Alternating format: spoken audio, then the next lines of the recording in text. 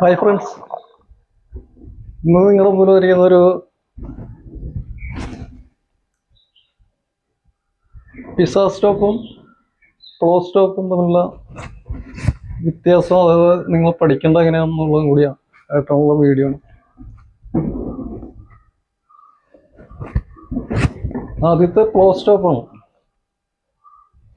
Flow stop എന്ന് ഉദ്ദേശിക്കുന്നത് ഈ വൃത്താകൃതിയിലുള്ള ഇതിനെയാണ് ഫ്ലോ സ്റ്റോപ്പ് എന്ന് പറയുന്നത്. അങ്ങോട്ട് നിർത്തണം നമ്മൾ.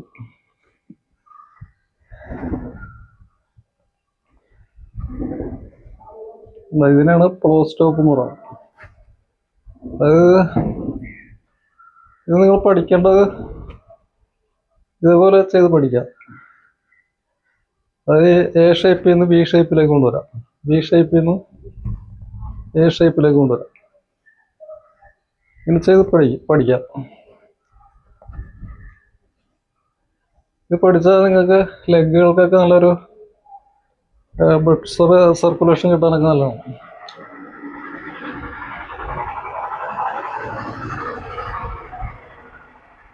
വലുത് വലിയ വൃത്തമാണ്. ഇത് ചെറുതാക്കി എടുക്കാം നമുക്ക്. ഇത് ചെറുത് ഇതുപോലെ ചെയ്ത് പഠിക്കാം.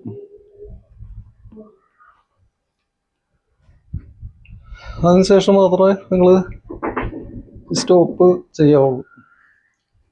സ്കേറ്റ് ചെയ്യാം, ഇതുപോലെ സ്റ്റോപ്പ് ചെയ്യാവുന്നതാണ്. ഒരിക്കൽ കൂടി കാണിച്ചു തരാം.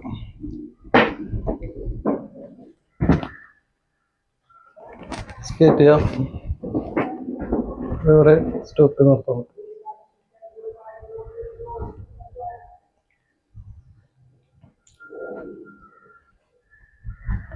വീഡിയോയിലൂടെ മനസ്സിലാക്കണമെന്ന് വിചാരിക്കുന്നു.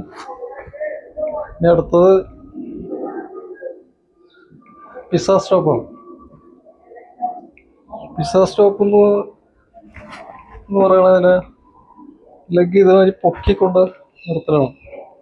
അതായത് ഓരോ ലെഗും ഇതേപോലെ, അത് കഴിഞ്ഞാൽ അടുത്ത ലെഗ് ഇതേപോലെ വീഡിയോ കാണാം. സ്കേറ്റ് ചെയ്യാം, ഇതേപോലെ സ്റ്റോപ്പ് നിർത്തണം. അതിനാണ് പിസ്സ സ്റ്റോപ്പ് എന്ന് പറയുന്നത്. ഇത് നിങ്ങൾ പഠിക്കേണ്ടത് ഏത് സ്റ്റോപ്പ് പഠിക്കുമ്പോൾ നമ്മൾ ഒരു ലെഗിൽ നമുക്ക് ബാലൻസായി വരണം. അതിന് നിങ്ങൾ ലെഗ് ഇങ്ങനെ പതുക്കെ ഇങ്ങനെ പൊക്കി അപ്ലൈ ചെയ്ത് പഠിക്കാം. ഇതുപോലെ ചെയ്ത് പഠിക്കാം. അതുപോലെ ഇങ്ങനെ ചെയ്ത് പഠിക്കാം. ഞാൻ ഇതിന് മുമ്പത്തെ വീഡിയോയിൽ ചെയ്തുണ്ടാക്കും. ഇതുപോലെയൊക്കെ ചെയ്ത് പഠിക്കാം. അപ്പോൾ നിങ്ങൾക്ക് ബാലൻസ് കിട്ടും.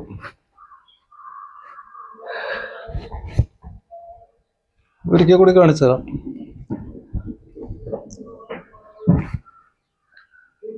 സ്കേറ്റ് ചെയ്യാം, ഇതേപോലെ സ്റ്റോപ്പ് നിർത്താം.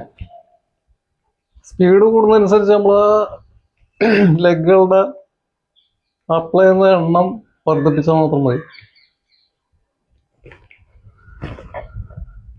അപ്പോൾ ഇതിനാണ് പിസ്സ സ്റ്റോപ്പ് എന്ന് പറയുന്നത്. അപ്പോൾ ഇന്നത്തെ വീഡിയോ ഇത്രേ ഉള്ളൂ. അടുത്തൊരു വീഡിയോ ആയിട്ട് നിങ്ങൾക്ക് മുമ്പിൽ വീണ്ടും വരുന്നതാണ്.